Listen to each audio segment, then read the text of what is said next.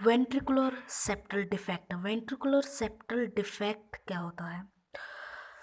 जो हमारा लेफ्ट और जो राइट वेंट्रिकल है उनके बीच में एक एबनॉर्मल ओपनिंग प्रेजेंट होती है। A abnormal opening is present between left and right ventricular, जिसकी वजह से क्या होता है, जो हमारा ब्लड है from left ventricular to right ventricular की तरफ जाता है। तो ये है वेंट्रिकुलर सेप्टल डिफेक्ट अगर नॉर्मली बताए तो।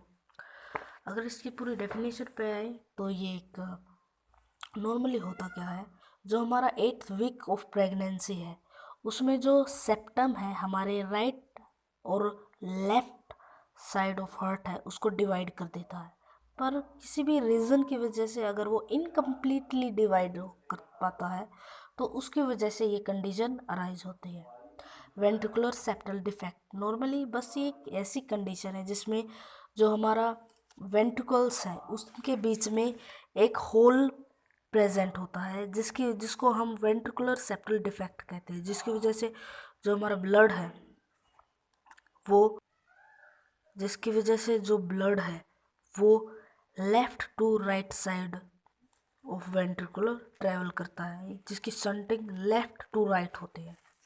तो अगर इसकी पैथोफिजियोलॉजी पे आए तो यूजुअली क्या होता है, जो हमारे सर्कुलेशन है वो नॉर्मली क्या है, जो हमारा राइट एट्रियम डिऑक्सीजनेटेड ब्लड लेता है with the help of superior और इन्फीरियर वेना केवा। तो वहाँ से जो ब्लड है वो राइट वेंट्रिकुलर की तरफ आता है, राइट वेंट्रिकुलर में लंग में जाता है with the help of pulmonary artery, और फिर वहाँ से ऑक्सीजनेटेड होके वो पल्मोनरी वेन के थ्रू हमारे लेफ्ट एट्रियम में आता है। लेफ्ट एट्रियम में आने के बाद वो लेफ्ट वेंट्रिकल में आता है, और लेफ्ट वेंट्रिकल में आने के बाद वो हमारी पूरी बॉडी में जाता है with the help of aorta.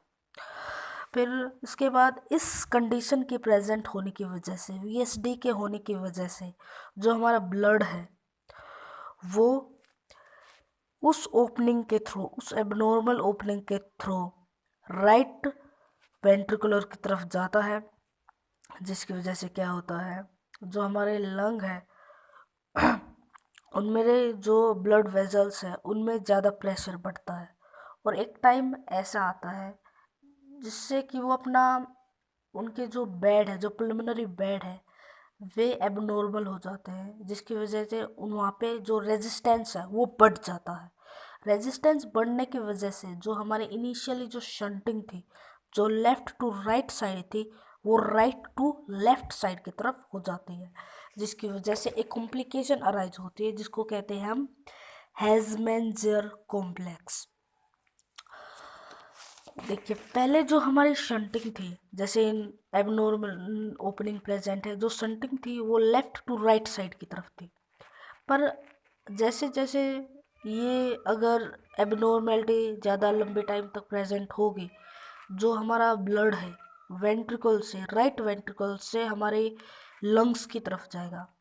एक टाइम ऐसा आएगा जो हमारी पल्मोनरी आर्टरीज हैं उनमें वे क्या है, ज़्यादा रेजिस्टेंस शो करने लगेगी, जिसकी वजह से जो ब्लड है वो राइट टू लेफ्ट वेंट्रिकल की तरफ आने लगेगा। नॉर्मली इस कंडीशन में प्रेजेंट होने की वजह से जो ब्लड है हमारा लेफ़्ट टू राइट आता है, क्योंकि हमारे लेफ़्ट साइड ऑफ हार्ट में जो प्रेशर होता है वो ज़्यादा होता है। उस प्रेशर ज़्यादा होने की वजह से जो हमारा ब्लड है वो left to right side of heart आता है। तो इसमें ज़्यादा लंबे टाइम तक लंग्स में प्रेशर ब्लड का ओवरलोड होने की वजह से जो यहाँ की जो पल्मोनरी आर्टरी है, ब्लड वेजल्स है, वो रेजिस्टेंस शो करने लग जाती है, जिसकी वजह से जो ये right to left side of heart है वो फ्लो होने लग जाता है, शंटिंग चेंज होने लगती है, और उसको कंडीशन को ही हम कहते हैं हिजमेंजर कॉम्प्लेक्स। तो फिर उसके बाद क्या होगा, लंग्स में ज़्यादा ब्लड होगा, ज़्यादा ब्लड होने की वजह से उनकी शंटिंग चेंज हो जाएगी, शंटिंग चेंज होने की वजह से जो लंग्स है वे उनमें की जो ब्लड वेजल्स है हाइपरटेंशन होगा, और जो हमारा हार्ट है उसमें हाइपरट्रोफी होगी, जो लंग्स की मसल्स है उनमें भी हाइपरट्रोफी होगी, जो हमारा लेफ्ट साइड ऑफ हार्ट है उसकी डायलेशन होगी, तो इस तरह की कंडीशन अराइज होगी। तो अब इसकी कुछ टाइप्स है, दो टाइप्स है इसके। एक होता है pre membrane VSD and muscular VSD. Pre membrane VSD मतलब जो हमारी ओपनिंग प्रेजेंट होती है वो upper side of septum present होती है, और जो मस्कुलर में होते हैं जो हमारी ओपनिंग प्रेजेंट होती है वो लोअर साइड ऑफ सेप्टम में प्रेजेंट होती है। फिर उसके बाद आते हैं इसके क्लिनिकल मैनिफेस्टेशन में। क्लिनिकल मैनिफेस्टेशन क्या है?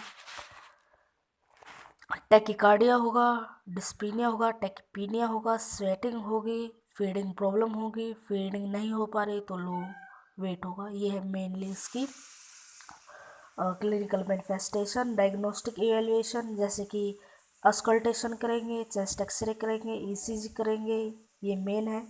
फिर उसके बाद अगर इसके मैनेजमेंट है, इसका कोई मेडिकल मैनेजमेंट नहीं है, सर्जिकल मैनेजमेंट है।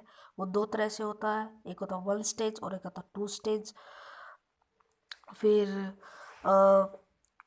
इसका जो 1 स्टेज है उसमें हम डायरेक्टली हम इसका ऑपरेशन कर देते हैं, मिला देते हैं। सेकंड स्टेज में क्या होता है, इसमें जो है कि इसमें दो वे आते हैं, पार्ट 1 पार्ट 2। पार्ट 1 में हमें जो प्रिलिमिनरी जो विन है उनको पहले बैंड, जो प्रिलिमिनरी आर्टरी है उसको बैंड करना पड़ता है। फिर जो उसका पार्ट 2 है उसमें उसकी सर्जरी करनी पड़ती है। ये था, और आगे बात करेंगे एट्रियल सेप्टल डिफेक्ट के बारे में।